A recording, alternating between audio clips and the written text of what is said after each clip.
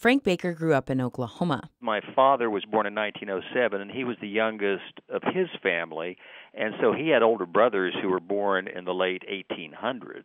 And when Frank was a kid, he loved to listen to his uncle's stories. Guys sitting around drinking a little whiskey, smoking cigars, and as a kid, I would just be on the fringe of these, probably half-truths, lies, and maybe intermingle with a little bit of fact. Frank's uncles also liked to use a specific turn of phrase. If something was really screwed up and or shady, it would be, worse than a Wewoka switch, or hell, that's just like a Wewoka switch. So Frank asked how curious. I think I just like to know the truth of the matter, what the Wewoka switch was, and how, if it was just something that was in my family. But I swear to goodness, I think I've heard it, elsewhere throughout the years.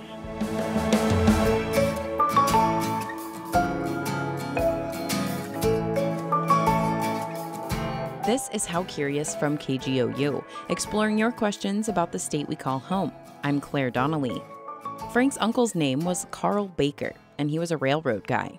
Uncle Carl was based in Tulsa, but he was always riding on trains to various places, which Frank says always seemed kind of glamorous. He was one of those guys that you would sit around and listen to him talk forever, and it was always in the form of anecdotes, like, well, one time this old boy and I got into it, or we were on a haul up to Kansas City, and he'd talk about sometimes, hooking up the various cars, guys that lose a hand or could lose a leg. Frank says Uncle Carl was kind of a big dude and tough.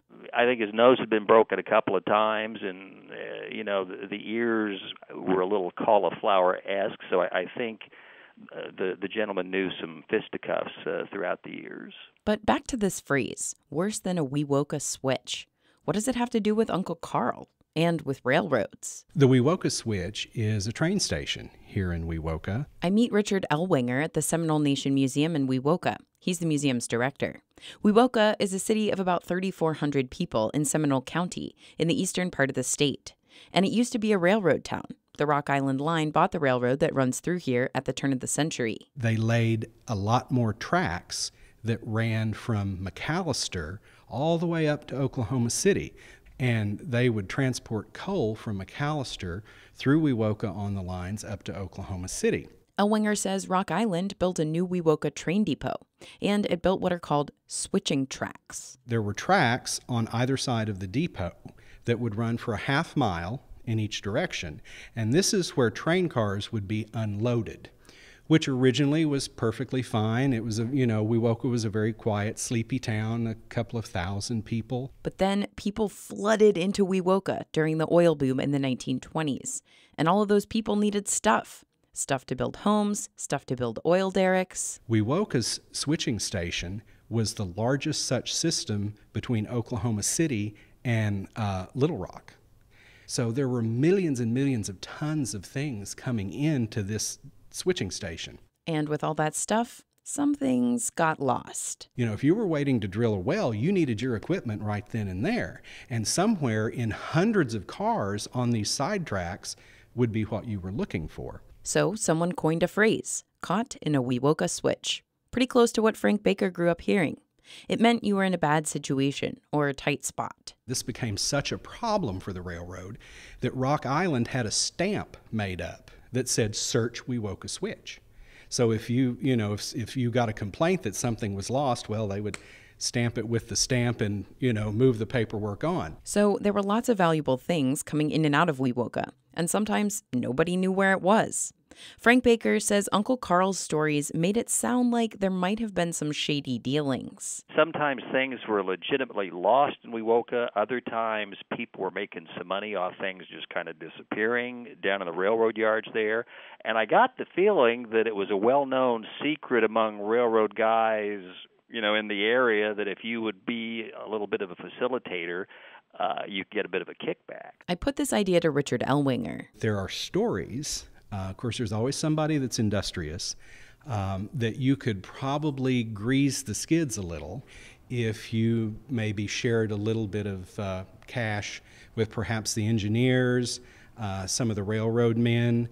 If you knew approximately when your train was coming in, your railroad car, they'd keep a lookout for it, and then they would make sure that once it got into the track system, they knew where your goods were. Okay, but what about really shady stuff? Like, was anyone paying railroad guys to disappear rail cars and the stuff inside them? Ellwinger says it's definitely possible. I could very well see that if you needed materials to build a well and your stuff wasn't going to come in, but somebody else's did, maybe for a little money, that could be yours. Of course, stuff wasn't the only thing traveling through Wewoka. There were passenger trains too. And in 1948, a presidential candidate. I heard Harry Truman speak from the back of a railroad car at just a campaign speech, how he was going to help America if he was elected. This is Jim Howell. He graduated from Wewoka High School in 1952. He's an attorney and former Oklahoma State Senator. Howell says there's also another definition for the Wewoka switch. Back during the boom, the oil field workers played poker at night. And two fellows would get together, and they would get a newcomer between them, and they would have their cards marked in such a way that they would get the newcomer's money. If you were the person losing all the money, you were in the middle of the Wewoka switch. Unfortunately, trains don't run through Wewoka anymore. In the 1950s and 60s, lots of Rock Island branch lines were abandoned, and the Rock Island system closed down in 1980. The old Wewoka Depot is now the city's Chamber of Commerce building, but you can see the remnants of the original train tracks running through the grass near the building. The famous, or infamous, switching tracks have been mostly covered up. But Jim Howell says be careful playing cards out that way. Believe me, I gave up poker in Wewoka after I had an adventure with the Wewoka switch.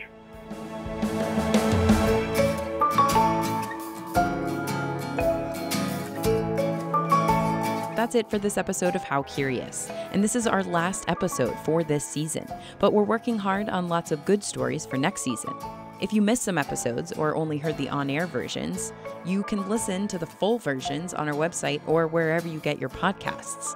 And keep sending us your questions. The How Curious email address is curious@kgou.org. The show is a production of KGOU Radio. It's produced by me, Claire Donnelly, and edited by Jacob McClelland.